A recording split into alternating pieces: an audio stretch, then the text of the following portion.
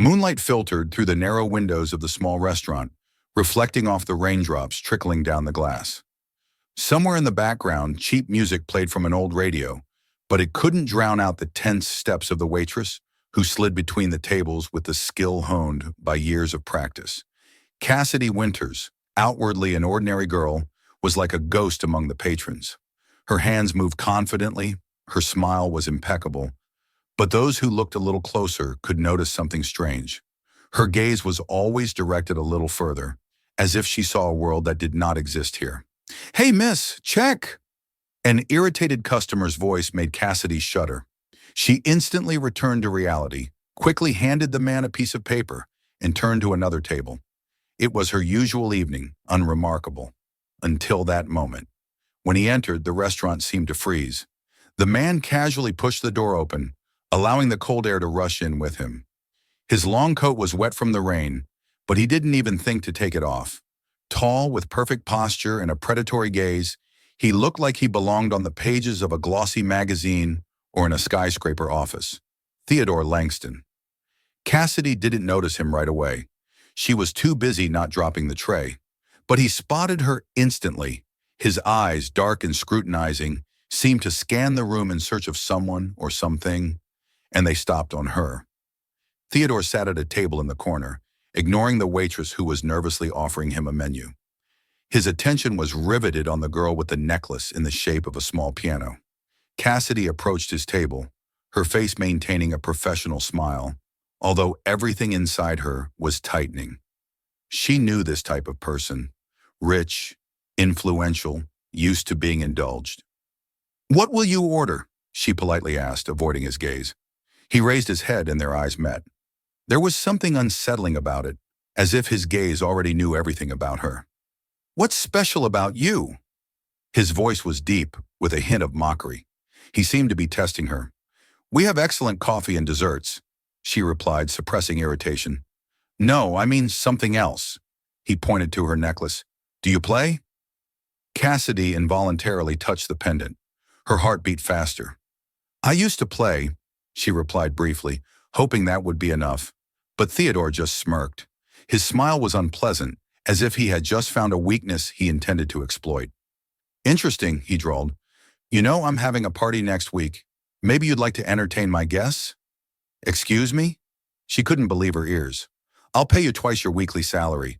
You wouldn't refuse such an offer, would you?" His tone was both confident and cold. Not a request, but an order. Cassidy froze. She didn't know what to say. Another waitress, passing by, gave her a curious look, but quickly turned away. "I'll think about it," she muttered before hurriedly stepping away from his table. When she returned to the kitchen, her hands were shaking. She couldn't understand what was worse, his offer or the fact that it had stirred up her own memories of the past that she had tried to bury for so long.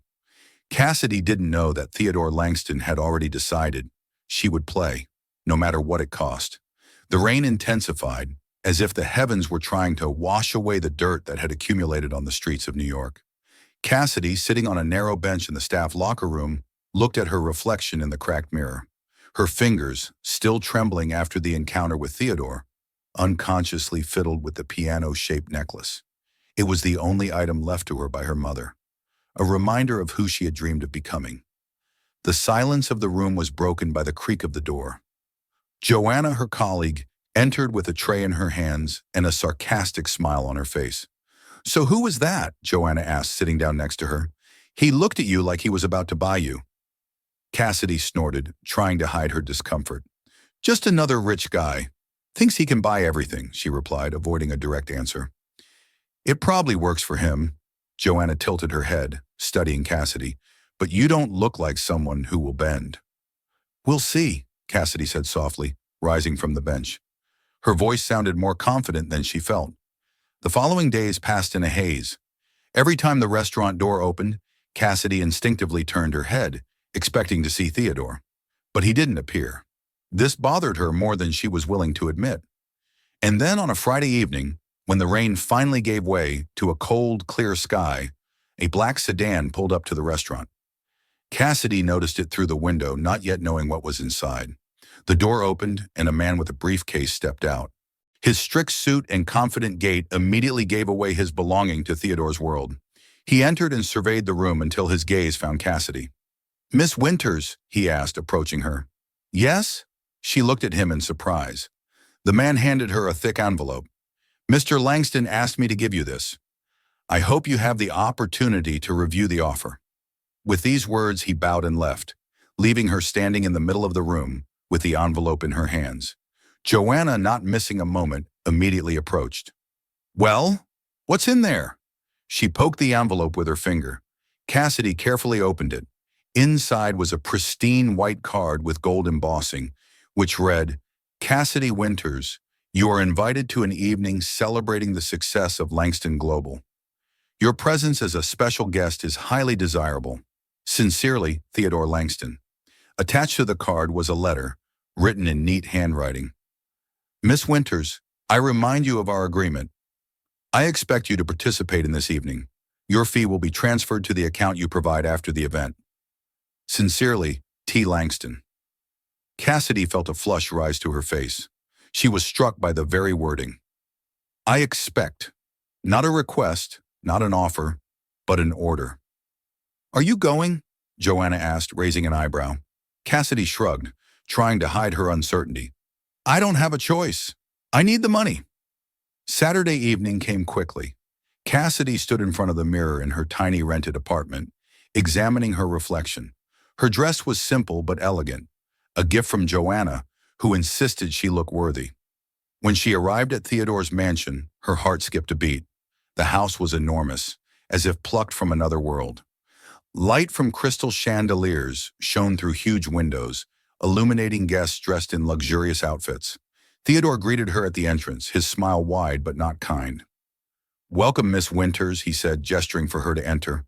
"I hope you're ready to surprise us tonight." His tone was sarcastic, and Cassidy felt her confidence waver.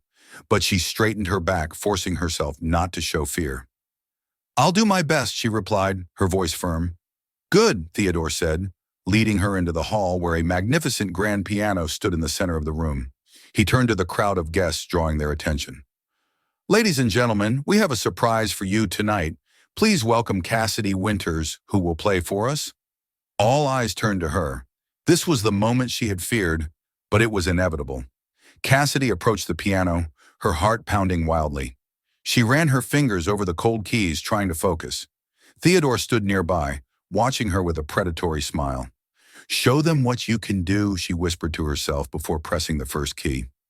The first note sounded uncertain, barely perceptible, as if the piano was testing her, not the other way around. Silence hung in the room, interrupted only by the rare whispers of the guests. Cassidy struggled to keep her hands from trembling. Her fingers seemed glued to the keys. She felt Theodore's gaze burning into her back, as if he was eagerly awaiting her failure. Another note, and another. Slowly, like a child learning to walk, Cassidy moved from one chord to the next. Her first melody sounded simple, but suddenly, as if an invisible force had awakened her instincts, her fingers began to move faster. Sadness, anger, and hope blended in her playing, as if she were speaking to this room in a language no one else could understand. Theodore, standing next to the bar with his arms crossed, watched her. His face remained expressionless, but inside he was surprised. There was no fawning, no desire to please in her playing. It was a protest, frank and untamed. When Cassidy finished her first composition, the room fell silent. The guests, who had been whispering, discussing the latest gossip or comparing jewelry, were suddenly under the spell of her music. At first there was cautious applause, as if people were still unsure they had understood what was happening. But then the ovation swept through the room like a wave crashing against the shore. Cassidy, caught off guard, abruptly raised her head. Her gaze met Marceline Langston's, an elegant woman of a certain age, with short gray hair and stern features. Marceline did not clap, but her eyes, deeply focused, betrayed admiration. Cassidy reached for the next notes. The music grew louder, richer. She blended classical melodies with her own improvisations, in which pain and joy resounded. For the first time in many years, she allowed herself to be vulnerable in front of an audience, and the audience felt it. When her performance came to an end, the room erupted in applause. Some guests even stood up, an unusual display of emotion for them. But among the crowd was one person who did not applaud: Theodore Langston. His face remained expressionless, but his eyes betrayed confusion, as if he was asking himself, "How could I have been so wrong?" Marceline, picking up her champagne glass, approached Cassidy as the guests began to disperse. She stopped in front of the piano, studying the girl as one would a rare exhibit in a museum. "Where did you learn to play like that?" Her voice was soft, but there was strength in it. Cassidy took a deep breath. "I've been studying since childhood, but I had to quit. Life got in the way." Marceline frowned as if something in those words had struck her. "That explains your technique, but not your passion. You have something that can't be taught." "Thank you," Cassidy said, lowering her gaze in embarrassment. Marceline smiled. Her smile was warm, genuine, the complete opposite of her brother's smile. "Do you have a manager?" she asked, as if she already knew the answer. "Number, I'm a waitress, not a musician," Cassidy replied with bitterness in her voice. "Not yet," Marceline corrected her. "Come to my studio tomorrow. I want to hear more." Cassidy blinked in surprise. "Are you serious?" "But believe me, I know talent when I see it," Marceline interrupted her. "And one more thing. Don't let my brother use you again. He likes to break people." The evening was coming to an end. Theodore, without saying another word, watched as Cassidy left the mansion with her sheet music and a new invitation in her pocket. He didn't like it. She wasn't supposed to exceed his expectations. She wasn't supposed to make him think. But he understood that this story was not over for him. Morning in New York was cool and gray, but for Cassidy, it was a new day filled with hopes and anxieties. She walked to the address Marceline had given her with a lump in her throat, not knowing what to expect. The building turned out to be a high-tech studio in the city center. Large glass windows, a gleaming Lynx Records sign, and the soft rustle of music coming from the street seemed to urge her to enter. At the reception, she was greeted by a young woman with bright red hair. She looked up and smiled. "Miss Winters?" she asked, knowing exactly who was in front of her. Cassidy nodded. "Welcome. Marceline is waiting for you. She's in the Orion studio, down the hall to the right." Cassidy thanked her and, clutching a folder of sheet music, headed in the indicated direction. Her steps echoed on the perfectly clean floor. She felt her palms sweating, but something inside her urged her to keep going. Marceline greeted her with a slight smile, sitting behind a glass table with some papers on it. She looked just as confident as she had at the party, but now there was a spark of warmth in her gaze. "You came. Great," she said, standing up and extending her hand. "How was your morning?" "A little nervous, to be honest," Cassidy admitted, shaking her hand. "That's normal. Today is nothing serious. I just want to hear you in a calm setting. Come on." Marceline led her into a spacious room with perfect acoustics. In the center stood a white piano, gleaming like a pearl. The corners of the room were filled with soft light, creating a sense of coziness. "Have a seat," Marceline said, gesturing to the piano. "Imagine you're at home. No rules, no expectations. Just play." Cassidy cautiously sat down on the bench, placing the sheet music on the stand. Her fingers trembled as she touched the keys. At first, she chose a simple composition, a melody she often played as a child. But the notes began to sound softly, gradually gaining strength. When she transitioned to more complex parts, her body relaxed and her fingers began to move freely, as if the music flowed through her. Marceline sat motionless, her face calm, but her eyes intently followed Cassidy's every movement. When the melody ended, silence hung in the room. Marceline approached. "That was beautiful," she said, "but I want to hear more. Something you've written yourself." Cassidy froze. She rarely shared her compositions, considering them too personal. But deep down, she knew this moment was important. She opened the folder and took out a few pages of sheet music. "This is a melody I wrote after my mom died," she said, lowering her gaze. Marceline nodded, not rushing her. "Play," she said softly. Cassidy took a deep breath and began. The music she played was raw but incredibly emotional. It was as if she was telling a story filled with loss, love, and hope. Marceline listened, seeming to absorb every note. When Cassidy finished, her fingers were still trembling. She looked up, expecting some criticism or comments, but Marceline smiled. This is what I was looking for. There's a soul in your music, and that can't be faked. We can work with this. Do you really think so? Cassidy's voice trembled with surprise. Absolutely. You have a rare gift, Cassidy, and if you're ready, I'll help you develop it. The conversation continued in a small office where Marceline showed Cassidy the work plan. She offered a contract that would give the girl access to the studio, teachers, and performances. But despite her joy, Cassidy couldn't ignore one question that had been on her mind for a long time.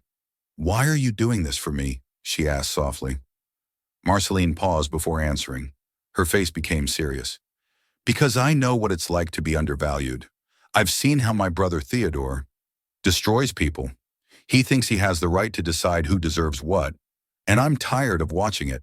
Cassidy looked at her in surprise. But why are you so different from him? Marceline smiled wryly, her gaze thoughtful.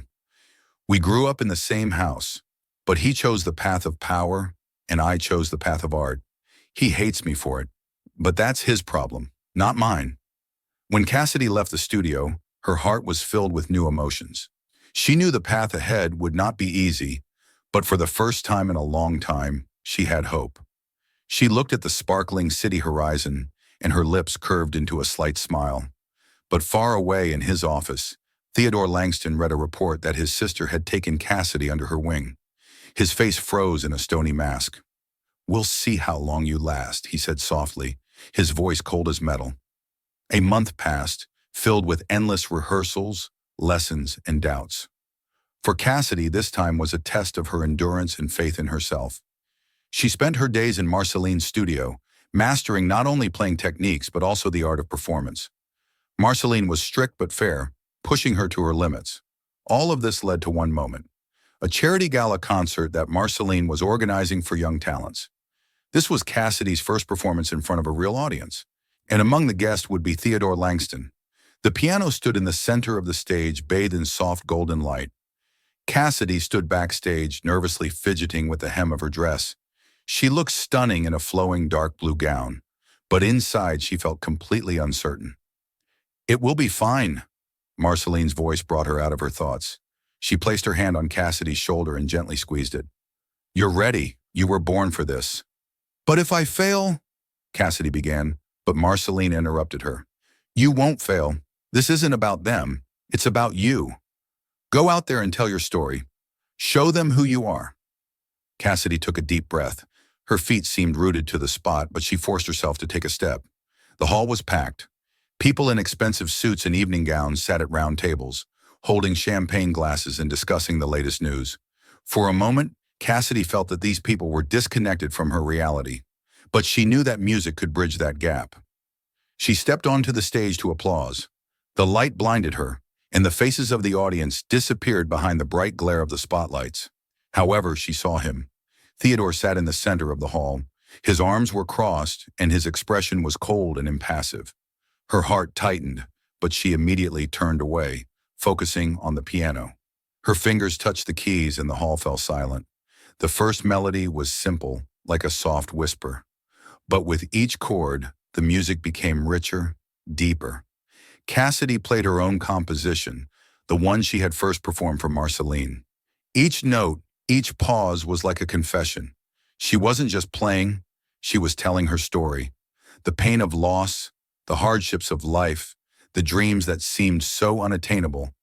All of this resonated in her music. The hall was captivated. Even the most indifferent faces began to show surprise and then admiration. People who were used to music being background noise suddenly felt its power. When the melody came to an end, Cassidy lifted her hands from the keys, but the hall remained silent. She felt fear beginning to rise in her chest. But then a single clap sounded, then another, and soon the hall erupted in applause that seemed to shake the walls. Cassidy stood up and bowed. Her eyes met Marceline's, who stood to the side, proudly smiling. But then her gaze fell on Theodore. He wasn't applauding. He just sat there. His face was still expressionless, but there was something else in his eyes, something Cassidy couldn't decipher. The hall filled with animated conversations. People approached Cassidy to congratulate her, asking questions and admiring her performance. But among the crowd, she saw him. Theodore approached her, his steps confident, but his gaze still tense. "Not bad," he said, slightly tilting his head. His tone was even, but Cassidy sensed something more in those words. "Thank you," she replied, trying to stay calm. "You surprised me," he continued, "but let's not forget that this is just one evening. Let's see if you can repeat it." Cassidy pursed her lips, trying not to show her irritation. "This wasn't for you, Mr. Langston," she said firmly, "and it never will be." He slightly frowned but said nothing. Instead, he turned around and left, leaving her alone. Later, as the crowd began to thin, Marceline approached Cassidy. "Did you see him?" she asked. "Yes, he was strange," Cassidy admitted. Marceline nodded. "That's his style. But believe me, you got to him, and that's already a victory." Cassidy pondered those words, her gaze falling on the piano. She knew one thing. Today her life had changed, and perhaps not only hers. Several months had passed since that evening, which had been a turning point in Cassidy's life. Her music began to be heard not only in the studios and concert halls of New York, but also beyond. Marceline became her mentor, manager, and, in a way, family. But the story didn't end there. Cassidy sat in a cozy cafe in the city center, pondering a melody for a new concert. Her phone vibrated with endless notifications, invitations to interviews, offers of collaboration. She felt grateful but still hadn't gotten used to the new rhythm of life. When the cafe door opened and the sound of the bell filled the room, Cassidy looked up. It was Theodore. He was dressed less elegantly than usual, but he still looked put together. His eyes, however, revealed something else. In them was less arrogance than before, and more weariness. "May I sit down?" he asked, pointing to the chair across from her. Cassidy was surprised but nodded. "Of course." He sat down, placing his hands on the table, and was silent for a while. This silence was so unusual that Cassidy felt uncomfortable. "I wanted to talk," he finally began, "about that night." "Which one?" she asked, slightly frowning. "About your debut," he clarified, "and about everything that happened afterward." Cassidy set her coffee cup aside, crossing her arms. "I'm listening." Theodore took a deep breath. "You made me rethink my views, not just about you, but about myself. I'm not used to this. I always thought I could control everything. People, situations, even their feelings. But your music, it broke through the armor I've been building for years." His words caught Cassidy off guard. She hadn't expected such a confession from him. "Why are you telling me this?" she asked cautiously. "Because you deserve to hear it," he replied. "I was wrong when I tried to humiliate you. You not only proved me wrong, but also showed me that there are things that can't be bought or destroyed." Cassidy looked at him intently. For the first time, she saw him not as an arrogant businessman, but as a person trying to make amends for his mistakes. "Thank you," she said softly. "But you should understand, I didn't do this to prove anything to you. I did it for myself." Theodore nodded. "And that is your strength." He placed a thin folder on the table. "This is my contribution. Here is a proposal to fund a music program for talented children. I want to give a chance to those who, like you, might never have had the opportunity. You can help choose who gets them." Cassidy opened the folder. Inside were documents with a plan to create a foundation. She was amazed at how detailed everything was. "This is unexpected," she admitted, "but I think it's a good start. This won't make up for all my mistakes," he added, "but it's the best I can do right now." A few months later, Theodore and Cassidy's foundation organized a charity concert. Young musicians whose talents finally had a chance to be heard performed on stage. Among the audience was Marceline, who proudly watched the results of her work. Cassidy, closing the concert, performed the same composition she had played at her debut. But this time it sounded different, with a hint of peace and forgiveness. The hall erupted in applause again, but most importantly, she felt that her music had finally found meaning. Theodore stood at the exit of the hall, watching the guests leave. He felt that for the first time, he had done something right. Marceline approached him, crossing her arms. "Well, you finally learned. Too bad it took you so long." Better late than never, he replied with a slight smile. Cassidy approached them, smiling. Thank you both. I don't know how I would have managed without your support. You managed on your own, Marceline said, hugging her. We just helped you reveal yourself. Cassidy looked at Theodore, who smiled genuinely for the first time. And thank you, Mr. Langston, for everything. He nodded. This is just the beginning. Cassidy knew her journey was just beginning, but she was no longer afraid. Now her music was stronger than ever, and she knew she could face anything.